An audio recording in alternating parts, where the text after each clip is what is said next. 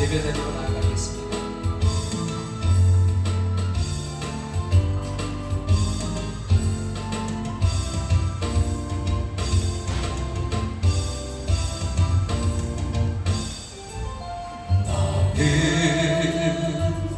담장 너머로 뻗은 나무 가지에 푸른 열매처럼 하나님의 귀한 축복이 삶에 가득히 넘쳐날 거야. 너는 어떤 시련이 와도 능히 이겨낼 강한 바 있어. 전능하신 하나님께서 너와 언제나 함께 하시니 너는 하나님의 사랑, 아름다운 하나님의 사랑. 나는 널 위해 기도하며 내 길을 축복할 거야. 너는 하나님의 선물, 사랑스러운 하나님의 열매, 주의 품에 꽃 피운 나무가 되어줘. 담장 너머로 뻗은 나무 가지에 푸른 열매처럼 하나님의 귀한 축복이 삶에 가득히 넘쳐날 거야. 너는 어떤 시련이 와도 능히 이겨낼 강한 바 있어. 전능하신 하나님께서 너와 언제나 함께 하시니 너는 하나님의 사랑, 아름다운 하나님의 사랑. 나는 널 위해 기도하며 내 길을 축복할 거야. 너는 하나님의 선물, 사랑스러운 하나님의 열매, 주의 품에 꽃 피운 나무가 되어줘. 사랑, 아름다운 하나님의 사랑. 나는 널 위해 기도하며 내 길을 축복할 거야.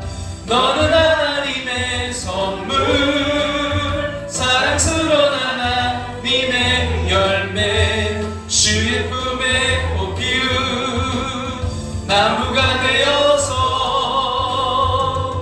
너는 하나님의 사랑, 아름다운 하나님의 사랑.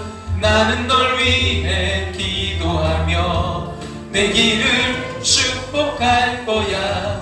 너는 하나님의 선물, 사랑스러운 하나님의 열매, 주의 품에 꽃 피운 나무가 되어줘.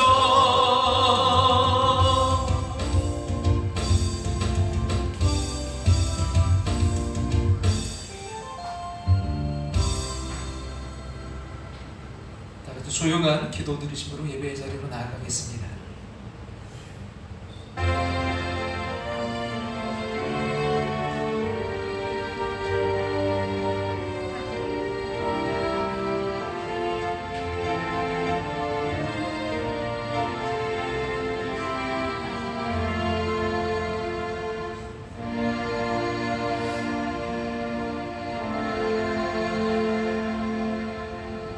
오라 너희 목마른 자들아 물로 나오라. 돈 없는 자도 오라. 너희는 와서 사 먹되 돈 없이 값없이 와서 포도주와 젖을 사라. 너희가 어찌하여 양식이 아닌 것을 위하여 은을 달아주며 배부르게 하지 못할 것을 위하여 수고하느냐. 내게 듣고 들을지어다. 그러면 너희가 좋은 것을 먹을 것이며 너희 자신들이 기름진 것으로 즐거움을 얻으리라. 너희는 귀를 기울이고 내게로 나와들으라. 그러면 너희의 영혼이 살리라. 아멘. 같이 자리에 일어나셔서 우리 찬송가 635장 찬양 드리겠습니다.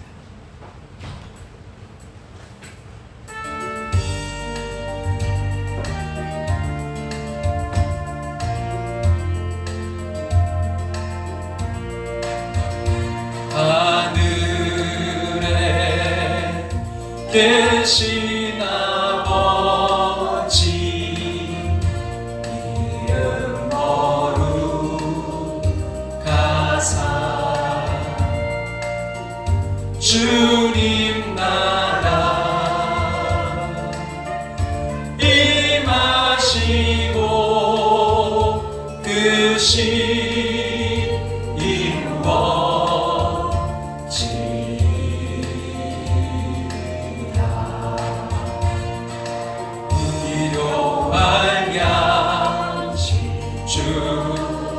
주시고 우리들의 큰 죄 다 용서하시고 또 시험에 들게 하시고 악에서 구원하소서. 내게 주의 나라 주의 주의 영광 영원히 아멘.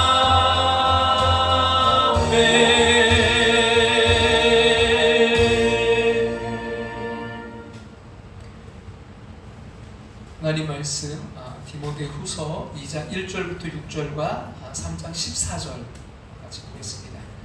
디모데후서 먼저 2장 1절부터 6절 말씀 함께 봉독해서 읽겠습니다. 내 아들아, 그러므로 너는 그리스도 예수 안에 있는 은혜 가운데서 강하고 또 네가 많은 증인 앞에서 내게 들은 바를 충성된 사람들에게 부탁하라. 그들이 또 다른 사람들을 가르칠 수 있으리라. 너는 그리스도 예수의 좋은 병사로 나와 함께 고난을 받아라. 병사로 복무하는 자는 자기 생활에 얽매이는 자가 하나도 없나니 이는 병사로 모집한 자를 기쁘게 하려 함이라. 경계하는 자가 법대로 경계하지 아니하면 승리자의 관을 얻지 못할 것이며 수고하는 농부가 곡식을 먼저 받는 것이 마땅하니라. 아멘. 3장 14절도 같이 한번 보겠습니다. 그러나 너는 배우고 확실한 일에 거하라. 너는 네가 누구에게서 배운 것을 알며. 아멘. 다 같이 자리에 앉으시겠습니다.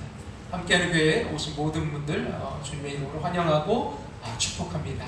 주님의 심장을 이식받아서 하나님을 기쁘시게 드린 2023년 영혼구원을 위해 함께 달려갈 한 해 되기를 간절히 소망합니다.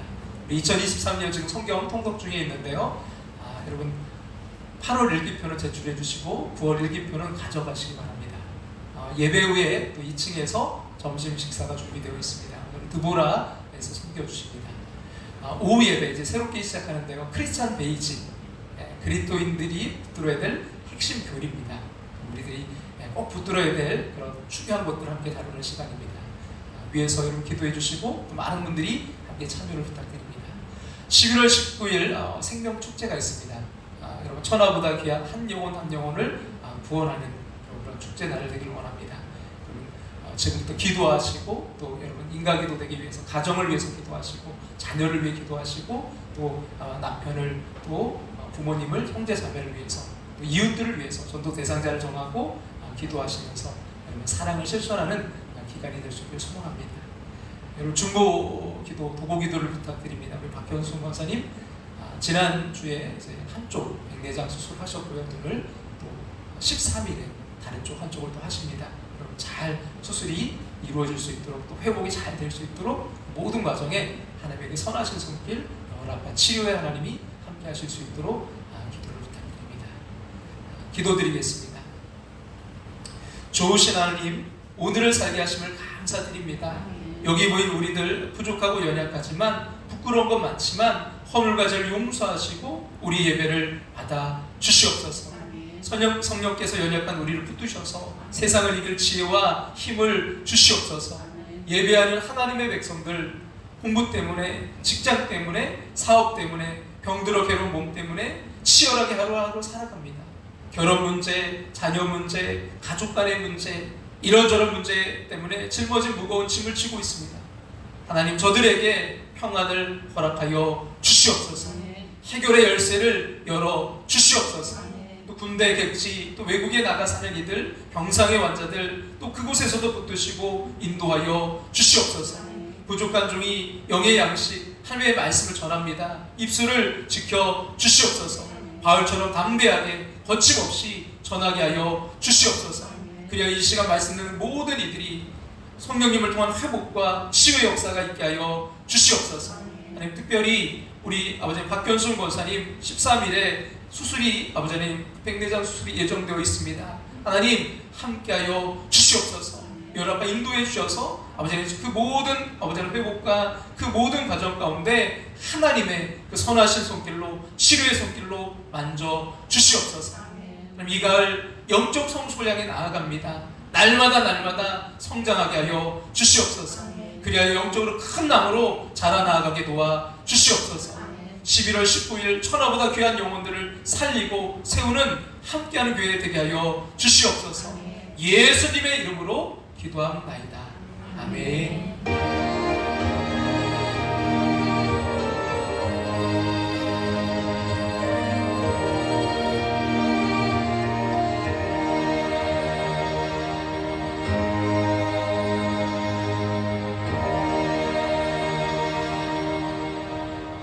할렐루야. 오늘도 하나님의 말씀을 통해서 배우고 성장하기를 주님의 이름으로 축원합니다. 영적 성숙을 이루기 위해서 우리가 지난 시간 큰 나무로 자라가자 말씀드렸습니다. 여러분, 우리가 자라가고 어떤 나무로 자라가자고요? 큰 나무. 예. 여러분, 큰 나무로 자라기 위해서는 배워야 돼요. 사람의 일생은 배움의 일생입니다. 우리는 배운 만큼 살고요, 산 만큼 배웁니다. 우리 한번 서로에게 이렇게 한번 인사해 볼까요? 배우면서 자라갑시다. 배우면서 자라갑시다. 여러분, 먼저 좀 우스운 이야기 시작하려고 하니까 너무 심각하게 듣지 마셨으면 좋겠어요. 어느 마을 뒷산에 오래된 절이 하나 있었는데 아주 열심히 있는 목사님이 그 마을에 들어가서 교회를 개척해서 교회를 세웠어요. 열심히 또 전도했더니 많은 그 사람들이 교회를 나왔습니다. 근데 이제 교회에서 가장 많이 쓰는 말이 뭐냐면 할렐루야, 아멘이잖아요. 그래서 할렐루야, 하나님을 찬양합니다. 아멘, 진실로 그렇습니다. 그렇게 될 줄로 믿습니다. 그것을 바랍니다. 뭐 이런 뜻이잖아요. 근데 시간이 이제 가자 사람들은 할렐루야, 아멘에 익숙하게 되었고요. 그래서 심지어 절에 있는 이 스님들까지도요, 할렐루야, 아멘을 알게 되었어요. 너무 많은 사람들이 이제 할렐루야, 아멘 하니까 이 주지 스님이 이대로 있어서는 안 되겠다 생각하고 이제 스님들을 불렀습니다. 요즘 교회가 마을에 생겨서 너도 나도 할렐루야, 아멘 하고 다니니까 도대체 우리 절이 이제는 문을 닫아야 될 지경이 되었어. 누가 이 문제를 해결할 수 있겠어? 했더니 젊은 스님 두 분이 우리가 교회에 찾아가서 우리가 사람들이 더 이상 그 목사를 찾아가서 더 이상 할렐루야, 아멘 하지 않도록 단판을 치겠다고 말했어요. 하도 큰 소리 치길래 주지스님이 물어봤어요. 정말 당신들이 이 문제를 해결할 수 있겠소? 했더니 젊은 스님이 말하는 거예요. 주지스님, 걱정하지 마십시오. 제가 십자가를 지겠습니다. 그때 옆에 있던 또 다른 스님이요, 큰 소리로 말하는 거예요. 할렐루야, 아멘. 주여. 그리고 사람은요, 듣는 대로 말하게 되어 있어요. 배운 대로 살게 되어 있습니다. 스님일지라도 할렐루야 많이 하면 할렐루야 하고, 또 아멘 많이 들으면 아멘 하게 되어 있습니다. 들은 대로 말하고 배운 대로 삽니다. 그리고 이것이 교육의 힘이고요, 교육의 능력입니다. 미국 리더십 전문가 마크 머피라는 분이 그런 연구를 했습니다. 미국 회사에서 이제 3년 동안 2만 명의 신입사원들을 조사했는데, 근데 그들 중에 46%가 취직한 지 1년 반 만에 해고되거나 이제 그만두었다는 것을 알게 되었어요. 그래서 왜 이렇게 그만두었나, 이렇게 해고되었나 조사했습니다. 그랬더니 실력이나 이제 업무 능력이 부족해서 그런 것이 아니라 태도가 문제가 있어서 그렇게 되었어요. 100명 중에 90명이 태도에 문제가 있었습니다. 그 태도는 자신의 그 업무에 대한 학습 태도의 문제였어요. 그만둔 사원의 대부분은 배우려고 하지 않거나 배우는데 인색했습니다. 그들은 상사, 동료, 고객 그리고 다른 사람들이 보내준 평가나 피드백을 받아들이고 실천하는 능력이 부족했습니다. 공부를 안 해서 문제가 아니고 학점이 부족해서 문제가 아니라 자기 일을 위해 끊임없이 배우려는 자세가 없어서 문제였습니다. 통계에 의하면 인생의 그 성공의 85%가 태도에 달려있다고 합니다. 어떤 자세로 살아가느냐. 능력 때문에 실패한 사람은요 15%밖에 되지 않습니다. 그래서 이런 말을 했는데요. 뭐라고 했냐면 같이 한번 우리 한번 볼까요? 배운 사람을 채용하지 말고 배울 사람을 채용하라. 배운 사람 물론 중요하죠. 근데 그 사람보다는 뭐가 더 중요해요? 배울 사람. 그들을 채용하라는 거예요. 그런 태도가 돼 있는 사람. 그렇습니다. 여러분 과거에 잘 배운 거 중요해요. 그러나 인생에 배우면 어느 한순간 배우고 끝나는 것이 아닙니다. 죽을 때까지 배우는 것입니다. 영적 생활도 마찬가지예요. 최후 승리하는 사람은 끝까지 배우는 사람입니다. 성공했던 실패했던 배우는 사람입니다. 여러분도 최후 승리하고 싶습니까? 일단 배우셔야 됩니다. 그럼 배움은 능력과 관계되는 것이 아니라 태도와 관계됩니다. 배우려는 태도가 우리를 승리하게 합니다. 오늘 말씀을 통해 끝까지 배워서 성장하고 최후 승리하시기를 주님의 이름으로 축원합니다. 자, 오늘 본문 말씀은 바울이 디모데에게 쓴 편지의 내용입니다. 같이 한번 1절 말씀, 오늘 본문 시작되는 1절 같이 한번 읽어볼까요? 내 아들아, 그러므로 너는 그리스도 예수 안에 있는 은혜 가운데서 강하고. 자, 디모데에게 이제 바울이 편지를 썼는데 뭐라고 호칭하고 있어요? 내 아들아.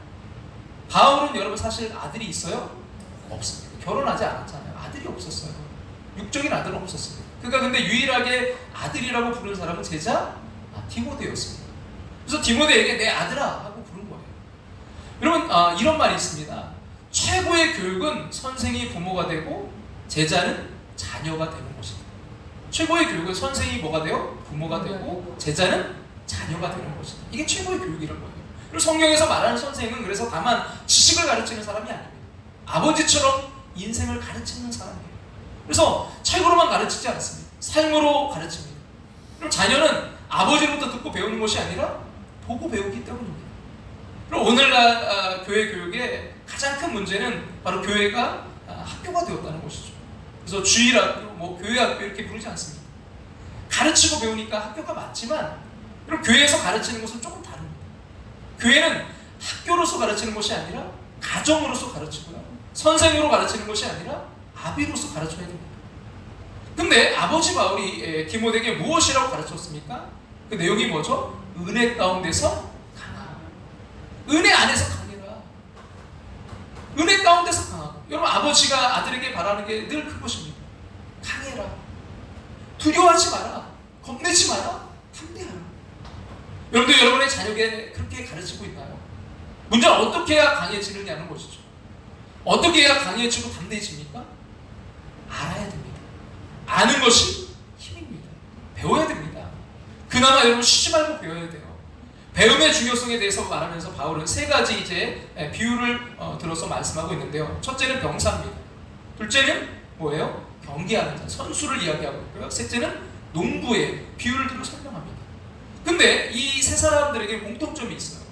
뭐죠? 뭔가 끊임없이 배우는 사람들이라는 것입니다. 자, 여러분 첫 번째 병사, 군인은 어떻습니까? 전쟁을 위해 끊임없이 배워야 됩니다. 그럼 군대 갔다 오신 분들은 알잖아요. 제식 훈련, 막 차려, 경례, 열중시험, 뒤로 돌아, 앞으로 가. 여러분 이런 제식 훈련으로 시작해서 사격 훈련, 또 유격 훈련, 화생방, 산악행군, 야간행군 많은 훈련을 합니다. 겨울에는 어때요? 막 혹한 훈련, 영하 10도 넘는 그런 추위 속에서 막 텐트 치고 자고 얼음물 속에 들어갔다 나옵니다. 그때는 힘들지만 이거 전쟁을 위해서는 반드시 배워야 될 과정들입니다.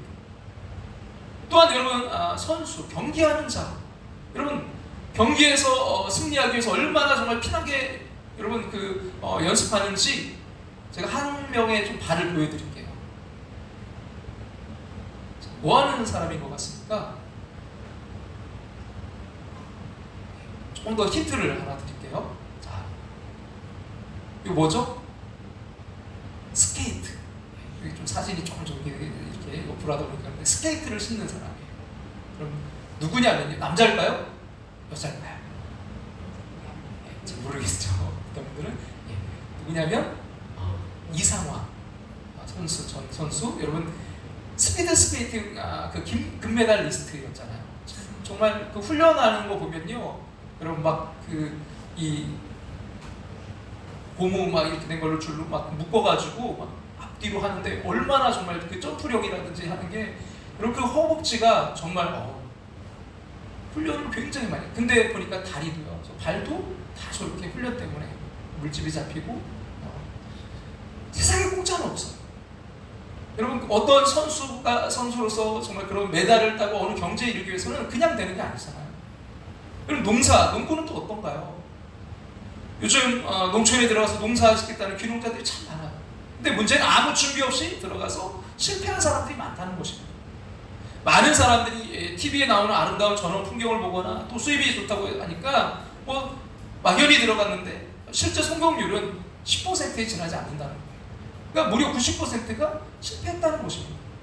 그러면 왜 이렇게 실패하느냐? 배우지 않아서 그렇다는 거예요. 정착 자금도 필요하고 농사 기술도 배워야 되고 무엇보다 자신의 적성도 잘 알아야 되는데 그렇지 않다는 것입니다. 귀농한 뒤에도 끊임없이 배우고 훈련해야 되는데 노력을 안 한다는 거예요. 바로 반드시 배워야 성공하는 이 세 종류의 사람들을 통해서 디모데에게 끊임없이 배우라고 가르치고 있습니다. 군인은 전쟁을 위해 열심히 배워야 됩니다. 또 선수는 시합을 위해 부지런히 배워야 됩니다. 농부는 풍요로운 수확을 위해 쉬지 않고 배워야 됩니다. 그리고 태도가 중요합니다. 어떻습니까? 여러분 배우시나요?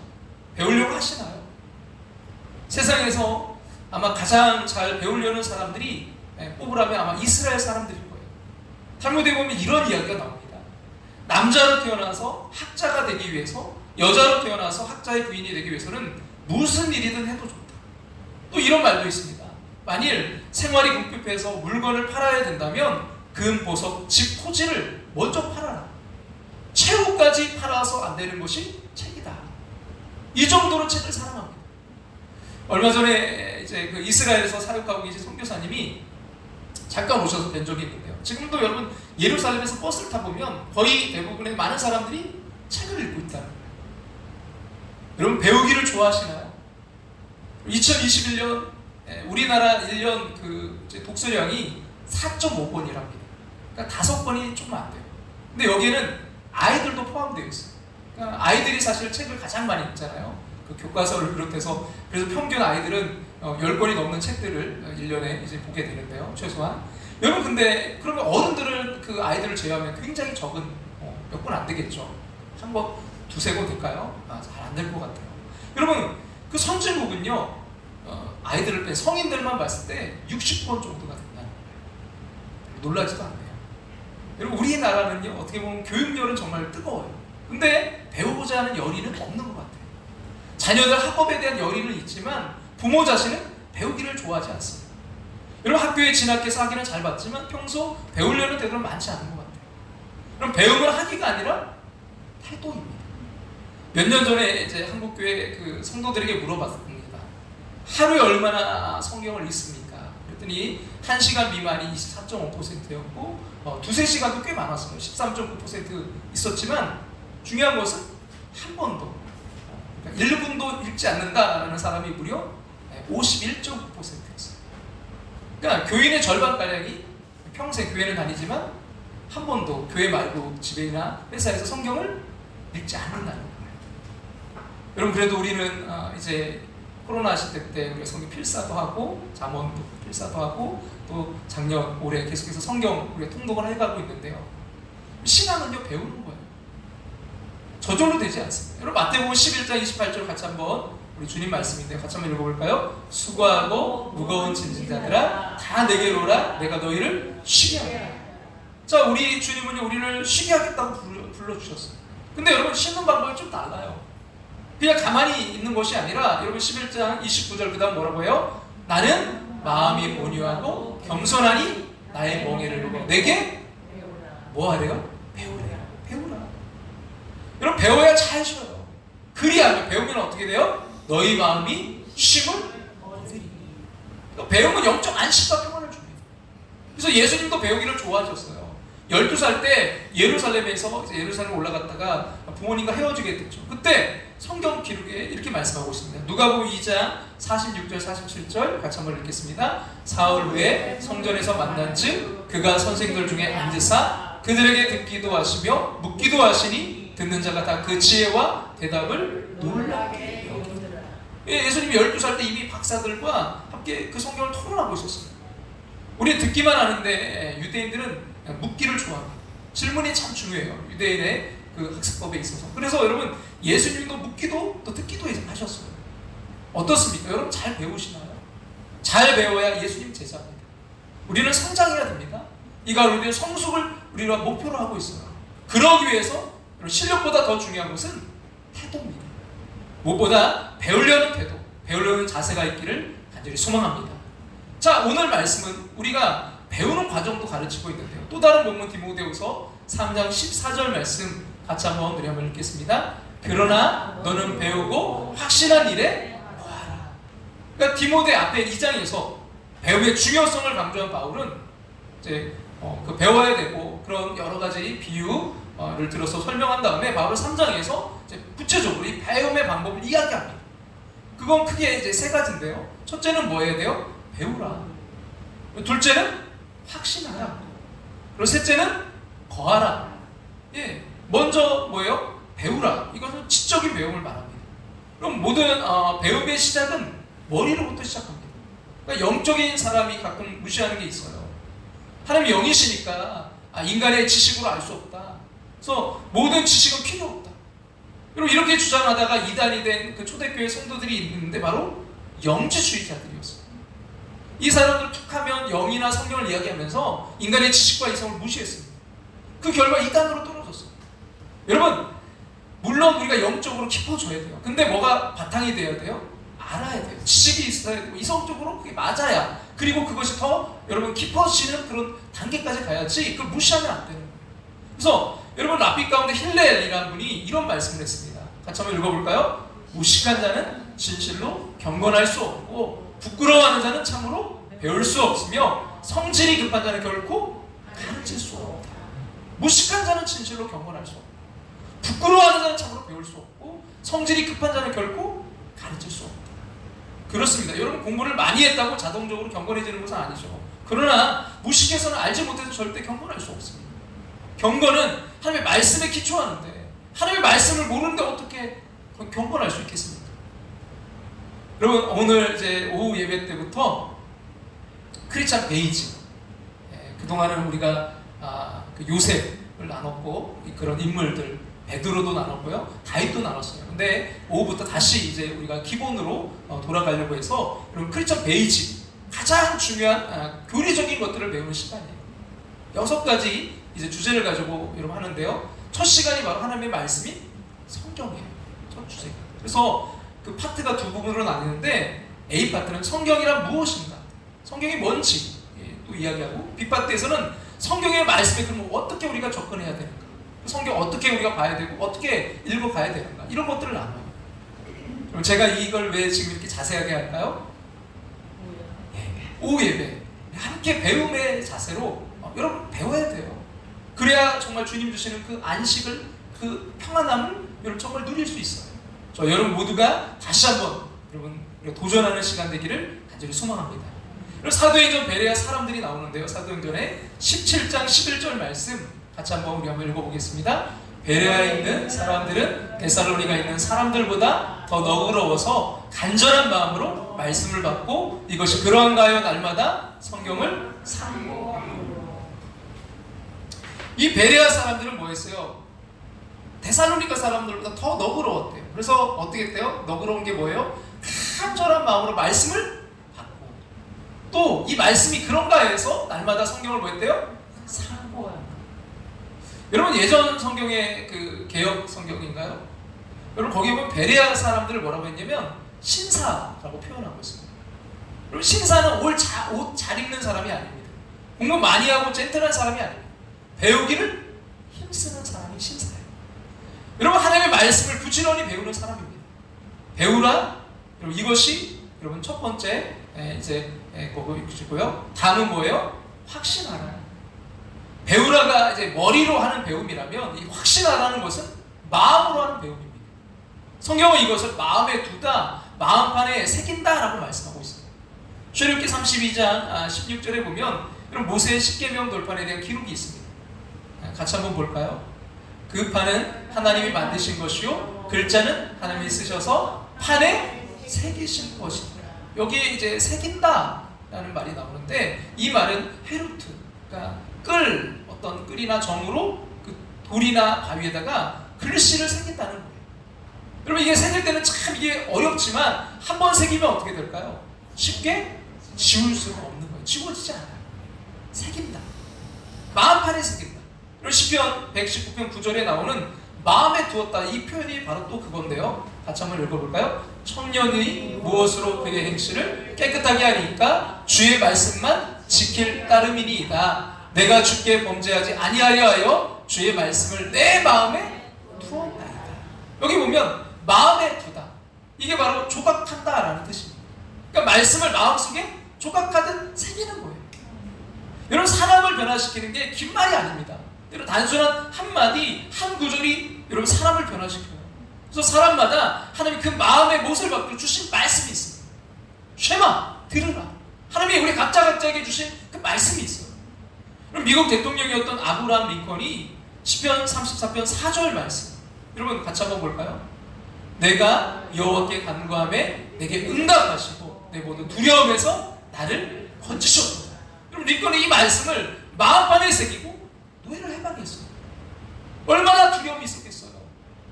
남들이 하지 않은 그 길을 갈 때 여러분 얼마나 두렵습니까? 옳은 길일지라도 두려워요. 근데 내가 여호와께 간구하면 그분이 어떻게 해요? 응답하시고 내 모든 두려움에서 나를 건지셨다. 건지실 게 아니에요. 이미 건지셨다. 선포하고 나아가는 거예요. 여러분 마틴 루터도요. 로마서 1장 17절 말씀을 마음판에 새겼는데 같이 한번 읽어볼까요? 복음에는 하나님의 의가 나타나서 믿음으로 믿음에 이르게 하나니 기록된 바 오직 의인은 믿음으로 말미암아 살리라 함과 같으니라. 마틴 루터는 이 말씀을 마음판에 새기고요. 종교개혁을 그가 성공시켰어요. 복음에는 하나님의 의가 나타나서 믿음으로 믿음에 이르게 하나니 기록된 바 오직 믿음은 의인은 믿음으로 말미암아 살리라. 또 어떤 사람은 시편 23편 1절 말씀 여호와는 나의 목자시니 내게 부족함이 없으리로다. 또 어떤 사람 저 같은 경우도요. 여호수아서 1장 9절 같이 한번 읽어볼까요? 내가 너에게 명령한 것이 아니냐 강하고 담대하라 두려워하지 말라 놀라지 말라 네가 어디로 가든지 내 하나님 여호와가 너와 함께 하느니라 하시니. 여러분 마음판에 새긴 말씀이 확신을 가져다 줍니다. 자 배움의 과정 첫 번째는 배우고요. 두 번째는 뭐하라고요? 확신하라. 그리고 세 번째 단계는 뭐냐면 거하라입니다. 거하라. 여러분 거하라는 배움과 함께 사는 거예요. 그러니까 배우라 해서 이제 지적으로 이제 알았다면 확신하라 해서 마음에 새겼다면 이제는 뭐 하라고요? 거하라. 거해야 돼요. 거하는 것은 함께 사는 거예요. 여러분 요한복음 15장 4절 그래서 이렇게 말씀하잖아요. 내 안에 거하라 나도 너희 안에 거하리라. 여러분 배우는 가장 좋은 방법 그렇게 사는 거예요. 그렇게 살아보는 것입니다. 여러분 사복음서 마태, 마가, 누가, 요한복음 중에 마태복음은요 예수의 교훈집입니다. 예수님이 가르치신 설교가 크게 이제 5부분이 나오는데요. 근데 가르치실 때마다 주님이 끝에 하신 말씀은요 지켜 행하라. 지켜 행하라. 그래서 마태복음 5장부터 7장까지 첫 번째 가르치신 내용이 나오는데 산상수훈이라고 합니다. 근데 다 마친 다음에 마태복음 7장 24절에서 이렇게 말씀하세요. 같이 한번 볼까요? 그러므로 누구든지 나의 이 말을 듣고 행하는 자는 그 집을 반석에 지은 지혜로운 사람 같으리니. 자, 반석에 위에다 집을 짓는 지혜로운 사람, 모래에다가 무너지는 모래에다 집을 짓지 않고 반석 위에다 집을 짓는 지혜로운 사람, 그가 누구라고요? 하나님의 말씀을 듣고 행하는 자. 듣기만 하는 것이 아니라 그것을 듣고 행하는 자. 거하는 법. 여러분 10장에서 또 제자도에서 가르치셨고요. 13장에서는 씨 뿌리는 비유 등 7가지 비유를 가르치셨고요. 18장에서는 교회에 대해서 가르치셨습니다. 그리고 22장부터 25장까지 열처녀 비유 등 아주 마지막에 이제 될 일들을 가르쳐 주셨어요. 그리고 이 모든 교훈을 마치신 후에, 모든 말씀을 마치신 후에 이런 마태복음 마지막 장, 마지막 절에서 이렇게 말씀하십니다. 같이 한번 우리 한번 읽어볼까요? 내가 너에게 본바 모든 것을 가르쳐 지키게 하라. 볼지어다 내가 세상 끝날까지 너희와 항상 함께 있으리라 하시니라. 여기서 뭐라고요? 너희에게 본바 모든 것을 뭐 하라고요? 가르쳐 지키게 하라. 가르쳐. 그래서 지키게 하라. 그럼 같이 한번 고백할까요? 가르쳐 지키게 하라. 가르쳐 지키게 하라. 가르쳐 지키게 하라. 가르쳐야 돼요. 그래서 지키게 해야 돼요. 여러분 지키게 하려면 가르쳐야 돼요. 예수님의 모든 교훈과 설교는요 지키기 위한 것이었어요. 여러분 이것이 성경적 배움의 목적입니다. 정리해 볼까요? 우리가 배운다는 것은 이 과정을 따라갑니다. 첫 번째는 뭐 해야 돼요? 배우라. 그래서 그 다음에 어떻게 돼요? 머리로 배웠으면 이제는 뭐 해야 돼요? 확신하라. 마음판에 새겨. 그리고 뭐 해야 돼요? 거하라. 이제 그 안에 거해야 돼요. 이걸 여러분이 건축 과정으로, 어떤 집을 짓는 과정으로 생각해보면 배우는 건 뭐예요? 설계하는 거예요. 그걸 하기 위해서 설계. 우리 지금 헤세드 지금 3층 증축이 잘 거뜬됐더라고요. 이제 안에 지금 하고 계시잖아요. 설계를 했잖아요. 뭐 어떻게 할지. 설계한 다음에 그 다음에 뭐 해야 돼요? 그 설계를 했으면 확신하라. 이제 뭐 해야 돼요? 건축을 해야죠. 설계도를 따라서 이제 건축하는 거예요, 실제로. 그리고 거하라. 거하는 게 뭘까요? 이제 거하는 것은 그 집에 들어가서 사는 거, 거주하는 거잖아요. 그리고 성경이든 세상 진리든 인생의 교훈이든 우리가 이 과정을 따라서 최선을 다해 배움을 통해 여러분 성장하고 더 나아가서 그래서 성숙한 삶을 사는 저와 여러분 모두가 되시기를 주님의 이름으로 축원합니다. 자, 배우고 확신한 일에 뭐 하라고요? 거하라. 근데 여러분 이런 배우는 방법이 책을 통해서만 배우는 것이 아니라는 거예요. 여러분 책을 읽어서 배우고 또 다른 사람의 말을 들어서 배웁니다. 또 다른 사람의 삶을 보고서도 배워요. 근데 가장 크게 배우는 것은 사실은 실수를 통해 배웁니다. 우리가 지금까지 배운 인생의 교훈 중에 가장 큰 것은요 실수를 통해 배운 거잖아요. 여러분 유머 작가인 윌 로저스라는 분이 이런 말을 했습니다. 참 유머 작가라 유머스럽게 이야기했는데 같이 한번 보세요. 세상에는 3가지 종류의 배우는 사람이 있다. 첫 번째 어떤 사람이요? 독서로 배우는 사람. 이 참 중요합니다. 독서로 배우고 두 번째는 뭐예요? 관찰로 배우는 사람이 있다. 그러나 세 번째 가장 많이 배우는 사람은 어떤 사람이라고요? 전기가 흐르는 울타리에 오줌을 넣다가 배우는 사람입니다. 그리고 전기가 흐르는 울타리에 오줌 넣다가 여러분 그럼 전기가 통하면 안 배울 사람 없잖아요. 전기가 무섭다 뭐 100번 말해도요 그거 모르다가 전기에 딱 한 번 이렇게 감전되면 전기에 대해 제대로 배웁니다. 어떻습니까? 우리 대부분 사실 유치원 때부터 어릴 때부터 학교 다닐 때 실수는 나쁜 것이라고 배웠습니다. 그래서 너 실수하지 마. 실수하면 안 돼. 이런 말을 수없이 듣고 자랐어요. 그래서 어쩌다가 실수하면 당황해서 야 큰일 났다. 죽었다. 나 망했어. 끝났어. 뭐 이렇게 생각합니다. 어떤 사람은 실수한 자신을 향해 화를 내고 혹은 낙심하고 어떤 때는 그 실수를 숨기고 변명합니다. 근데 여러분 음료 가운데 세계적으로 가장 큰 영향을 준 게 있다면요 코카콜라입니다. 전 세계 안 들어간 곳이 없어요. 심지어 어디도 들어갔어요? 북한도 들어갔대잖아요. 근데 이 코카콜라가 실수로 만들어진 음료예요. 1886년에 애틀란타의 존 펜버튼이라는 약사가 고객들에게 이제 새로운 약을 개발하고 있었어요.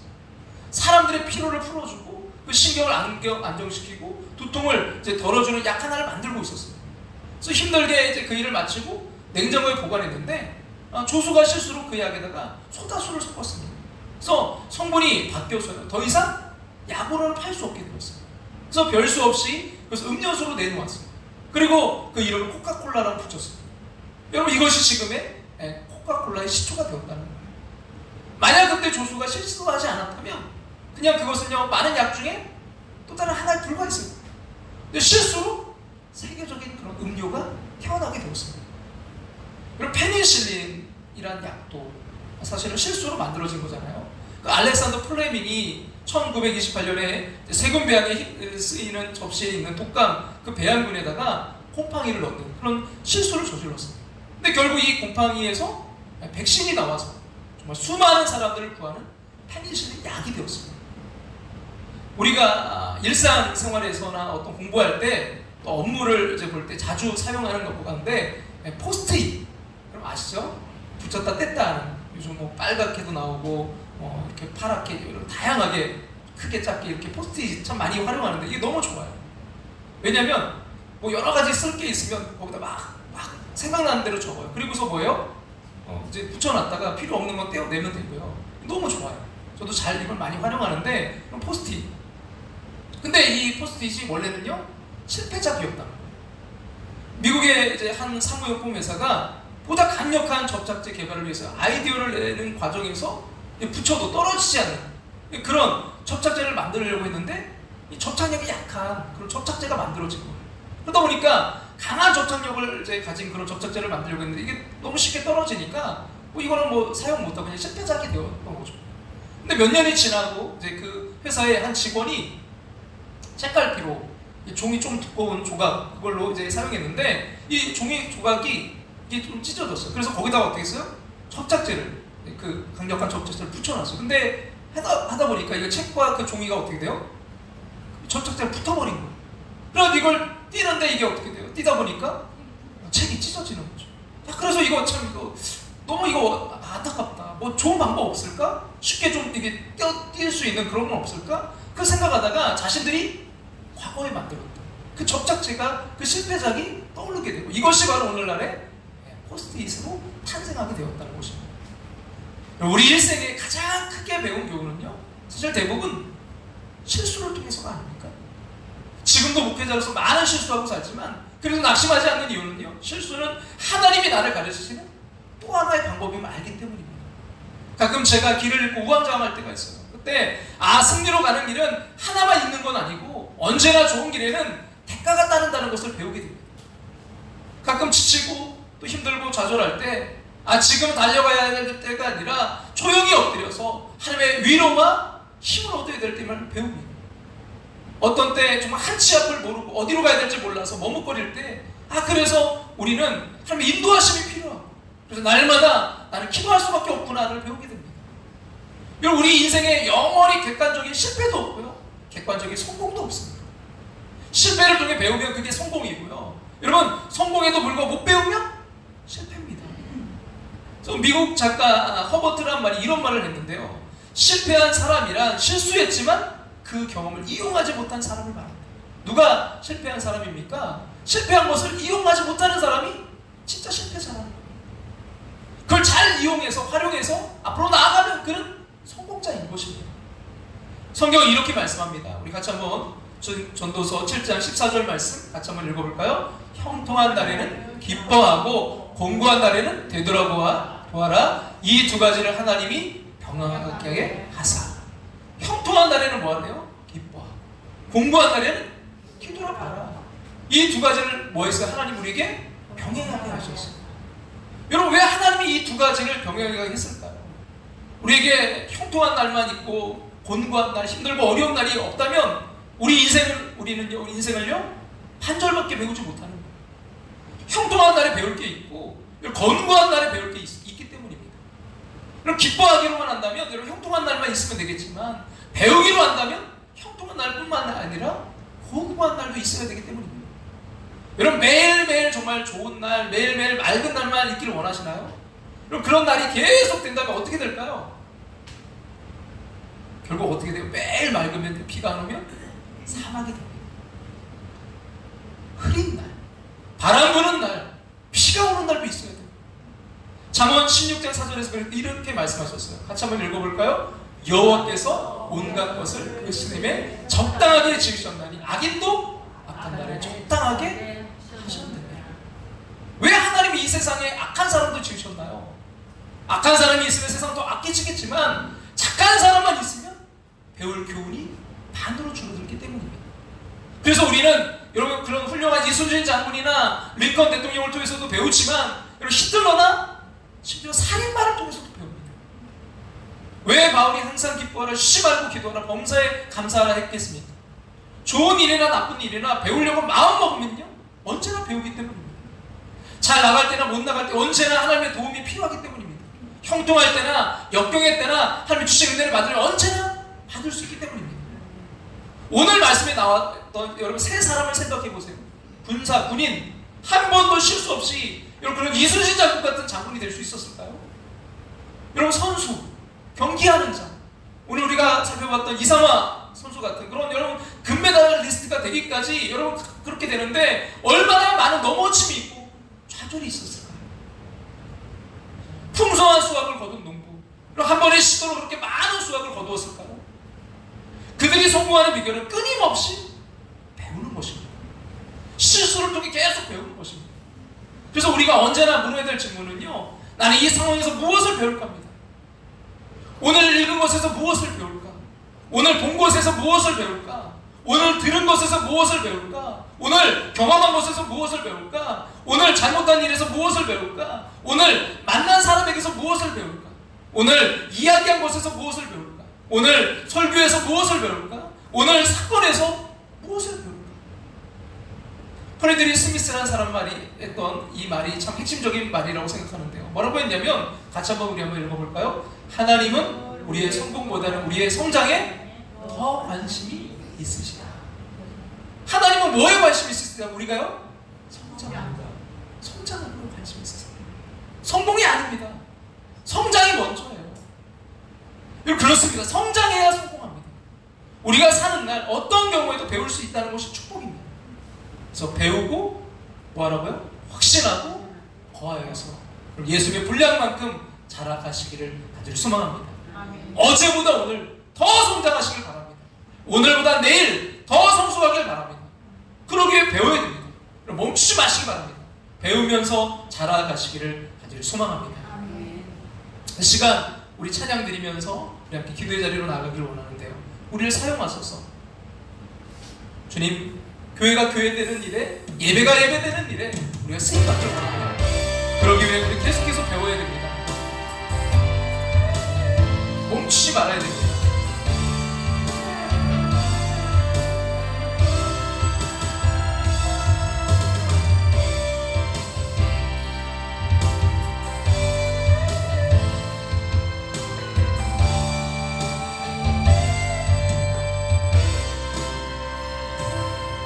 우리에게 소원이 하나 있네.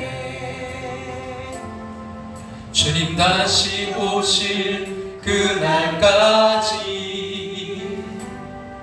우리 가슴에 새긴 주의 십자가 사랑, 나의 교회를 사랑케 하네. 주의 교회를 향한 우리 마음, 희생과 포기와 가난과 고난, 희생과 포기와 가난과 고난, 하물며 죽음조차, 하물며 죽음조차 우릴 막을 수 없. 우리 교회는 이 땅에 임한, 우리 교회는 이 땅에 임한, 교회를 교회되게, 교회를 교회되게, 예배를 예배되게, 예배 예배되게 우리를 사용하소서. 우리를 사용하소서. 진정한 부흥의 날 오늘 임하도록 우리를 사용하소서. 우리에겐 소원이 하나 있네. 주님 다시 오실 그날까지, 주님 다시 오실 그날까지 우리 가슴에 새긴 주의 십자가 사랑, 나의 교회를 사랑케 하네. 주의 교회를 향한 우리 마음, 희생과 포기와 가난과 고난, 희생과 포기와 가난과 고난, 하물며 죽음조차, 하물며 죽음조차 우릴 막을 수 없네. 우리 교회는 이 땅에 임한. 이 시간 우리 오늘 주신 말씀 붙들고 함께 기도의 자리로 나아가길 원합니다. 여러분, 우리가 더욱더 성장하기를 원합니다. 그러다 우리 교회 이찬수 목사님이 그 교회도 지금 그 목표가 성숙이더라고요. 성장이더라고요. 우리랑 어떻게 똑같이 같은 주부터 시작을 했어요. 그래서 말씀을 듣다가 마지막 결론 부분에 그 이찬수 목사님이 부목사님 이야기를 하는 거예요. 청출어라. 그러니까 이 부목사님이 담임 목사님에게 도전했대요. 목사님, 제가 더 성장하겠습니다. 목사님을 뛰어넘어 보겠습니다. 영적으로 제가 성숙해 보겠습니다. 그래서 담임 목사님이 그러냐고. 그러면서 그런 얘기를 하는 거예요. 근데 쉽지 않을걸? 쉽지 않을걸? 왜냐면 나도 계속해서 성장할 거야. 나도 멈춰있지 않을 거야. 담임 목사지만 나도 성장할 거야.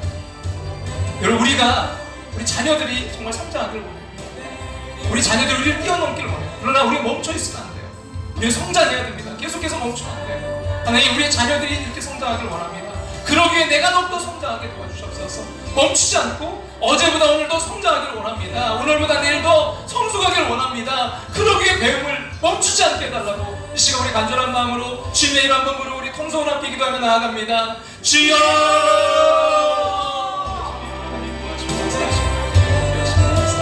하나님, 아버지 청출어라.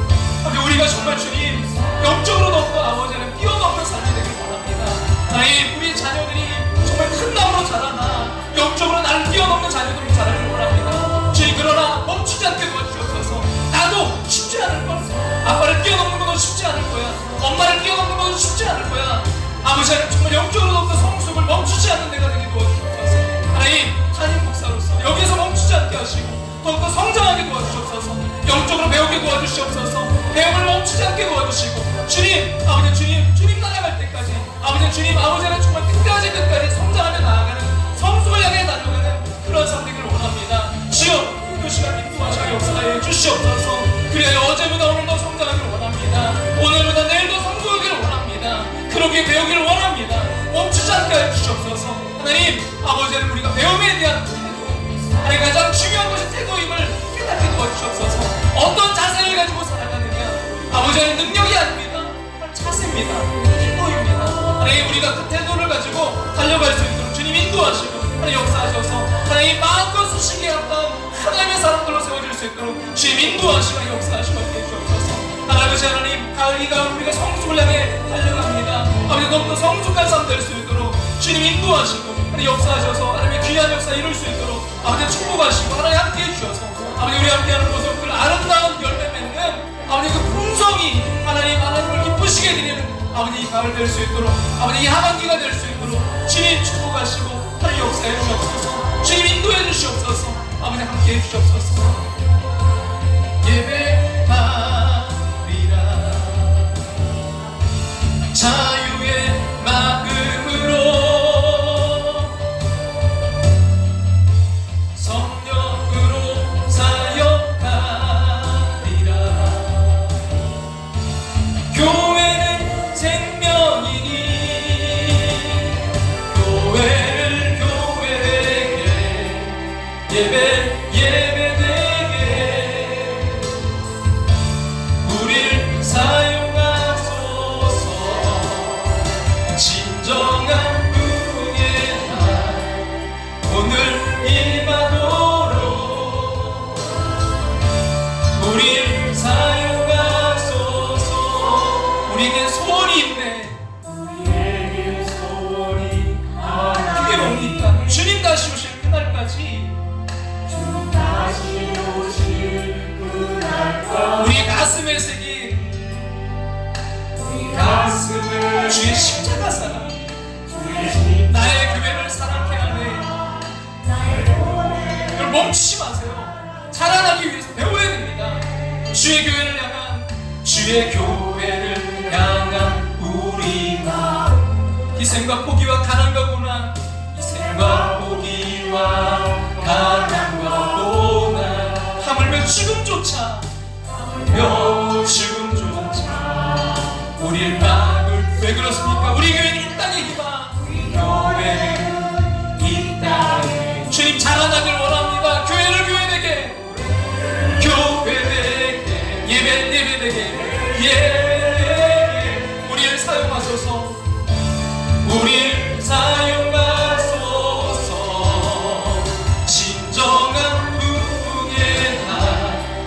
오늘 임하도록 우릴 사용하소서. 성령 안에 예배하리라. 성령 안에 예배하리라. 자유의 마음으로 자유의 마음으로 사랑으로 사역하리라. 사랑으로 사역하. 교회는 생명이니 교회는 자라나야 됩니다. 생명이 있으면 교회를 교회되게 예배되게 우리를 사용하소서. 우릴 사용하소서. 진정한 부흥의 날 오늘 임하도록 우릴 사용하소서.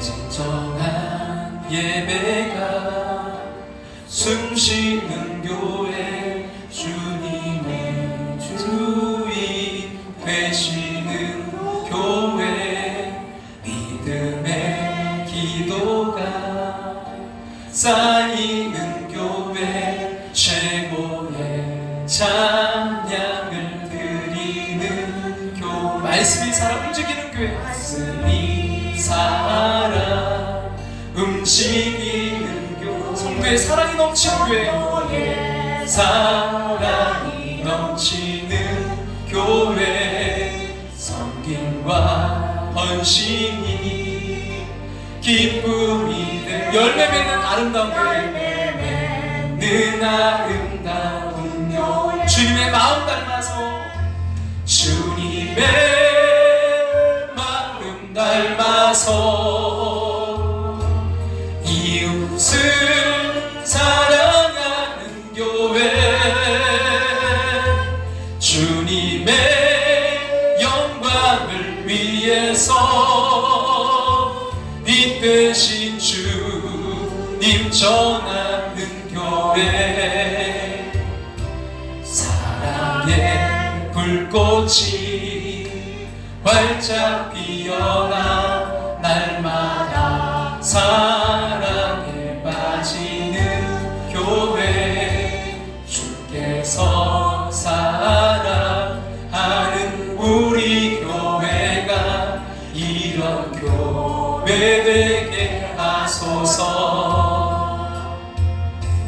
말씀이 살아 움직이는 교회 성도의 사랑이 넘치는 교회 섬김과 헌신 기쁨이 되어 기쁨 열매 맺는 아름다운 교회 열매 맺는 아름다운 교회 주님의 마음 닮아서 주님의 마음 닮아 이웃을 사랑하는 교회 이웃을 사랑하는 주님의 영광을 위해서 주님의 영광을 위해 빛 되신 주님 전하는 교회 빛 되신 주님 전하는 교회 주께서 사랑하는 우리 교회가 이런 교회 되게 하소서. 주님의 마음 닮아서 주님의 마음 닮아서 이웃을 사랑하는 교회 이웃을 사랑하는 교회 주님의 영광을 위해서 주님의 영광을 위해서 빛 되신 주님 전하는 교회 사랑의 불꽃이 활짝 피어나 날마다 사랑에 빠지는 교회 주께서 사랑하는 우리 교회가 이런 교회 되게 하소서.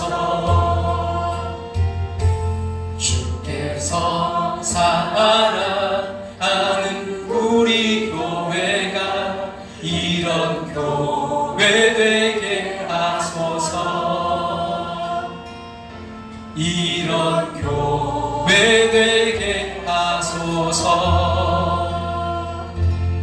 이런 교회 되게 하소서.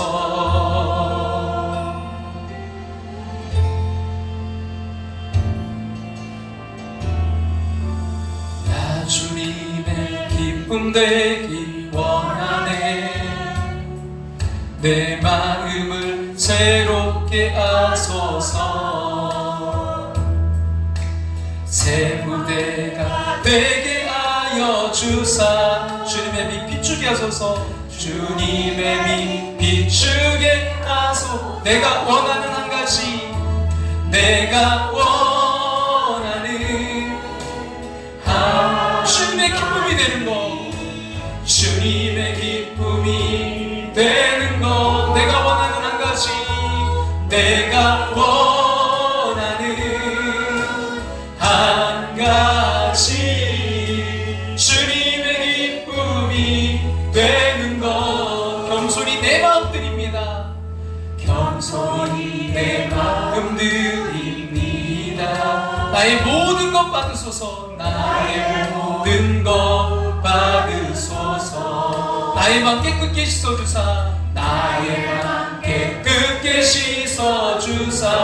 주의 길로 행하게 하소서. 주의 길로 행하게 하소서. 내가 원하는 한 가지, 내가 원하는 한 가지, 주님의 기쁨이 되는 것. 우리 다같이 찬양, 일어나 찬양 드릴까요? 내가 원하는 한 가지, 주님의 기쁨이 되는 것. 내가 원하는 한 가지, 내가 원하는 한 가지, 주님의 기쁨이 되는 것. 내가 원하는 한 가지, 내가 원하는 한 가지, 주님의 기쁨이 되는 것.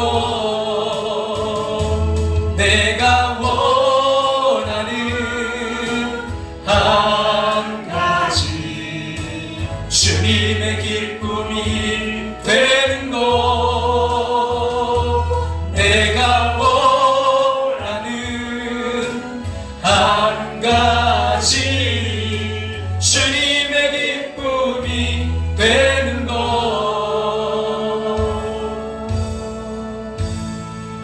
하나님, 우리 함께하는 교회가 아버지 이 가을 하반기를 맞이해서 다시 일어나 달려가길 원합니다. 하나님, 창립 20주년 하나님, 우리가 성장하길 원합니다. 하나님, 우리의 목표는 성숙입니다. 영적으로 성숙하게 도와 주시옵소서. 하나님, 크로교회 자라가야 됩니다. 아버지 하나님, 큰 나무로 자라가게 도와 주시옵소서. 하나님, 나만을 위한, 우리 가족만을 위한 것이 아니라 하나님, 정말 많은 열매를 맺는 아버지, 정말 큰 나무가 되어서 담장을 뻗어 나아가는 저 너머에 아버지, 정말 주님, 많은 이들에게 참된 쉼과 참된 행복을 줄 수 있는 큰 나무로 자라갈 수 있도록 축복하여 주시옵소서. 하나님, 크로교회 아버지 배워야 됩니다. 멈추지 않게 도와 주시옵소서. 어제보다 오늘 더 성장하길 바랍니다. 오늘보다 내일 더 성숙하길 바랍니다. 하나님, 달려가게 도와 주시옵소서. 배우면서 자라가게 도와 주시옵소서. 지금은 우리를 죄에서 구원하신 예수 그리스도의 그 크신 은혜와 하나밖에 없는 독생자 우리를 사랑하사 이 땅에 보내신 하나님의 그 크신 사랑하심과 오늘 우리 안에 살아 역사하시며 감옥에 또 충만하심으로 함께 하시는 성령의 인도하심을 통해 오늘도 주님 안에서 배우고 확신하며 주님 거하는 계속해서 자라가는 당신의 사랑하는 백성들 위해, 가정과 삶의 터전 위해, 사랑하는 우리 자녀들 위해 이제부터 영원토록 함께 하시기를 축원하옵나이다. 아멘.